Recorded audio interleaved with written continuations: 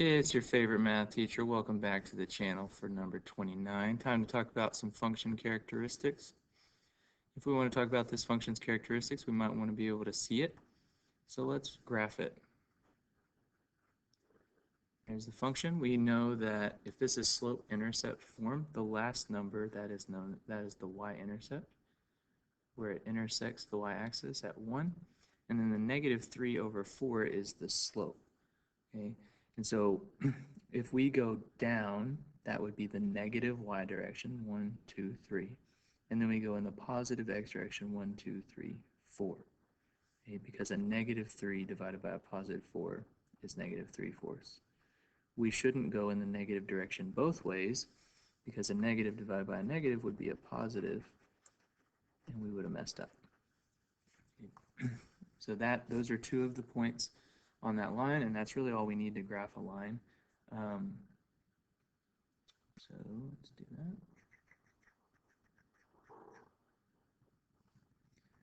All right, so something like that.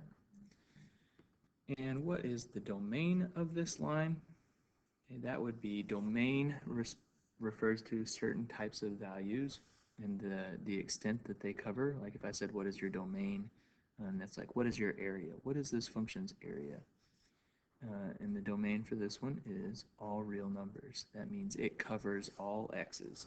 There is not one single x that you can put in here that won't give you a y value back out. Okay.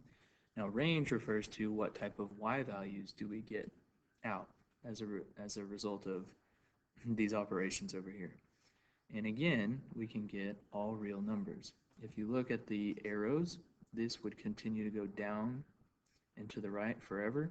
So that means we're going to go in the down direction forever, and this arrow here is going to go up forever. So we cover all reals. Y-intercept, that's the easy one because this is in slope-intercept form. That's 0, 1. And the one that's not quite as easy is the x-intercept. Okay, so look at the y-intercept. One thing that we see that is true of the y-intercept is that the x value at the y-intercept is 0. Well, for the x-intercept, the y value is equal to 0. So how can we tell when that happens? We can plug it into that equation. So for the x-intercept, you set the y value equal to 0 and solve. You subtract 1 from both sides, and negative 1 equals negative 3 over 4x. We can multiply this by 4 on both sides. Get rid of that. It becomes negative 4 equals negative 3x. Divide by negative 3, and you get x equals 4/3. 4/3, 0. And if my line was a little better, it would make a little more sense. It looks like it would go through the x-axis right after the 1 point. Slope, we know that as m. That is what comes right before the x. It's negative 3/4. And then end behavior simply means how do the ends behave? Because as I always say, mathematicians are very creative when it comes to naming things. Okay, so this little arrow here, x, this means is going toward negative infinity. So when x's go in the negative infinity direction, what is happening to the y values? Okay. Negative infinity would mean to the left. And so as we go left, what's happening to my y values? Okay, the up and down. See, I keep getting higher and higher and higher.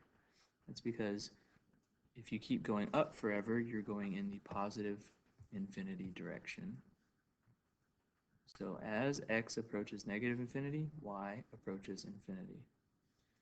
Then we want to look at the other side. What happens when the x's go towards positive infinity? So as the x's get bigger and bigger and bigger, going to the right, then that's the function is going this direction. You see it's getting lower and lower and lower. The y values are going in the negative direction, and they never stop.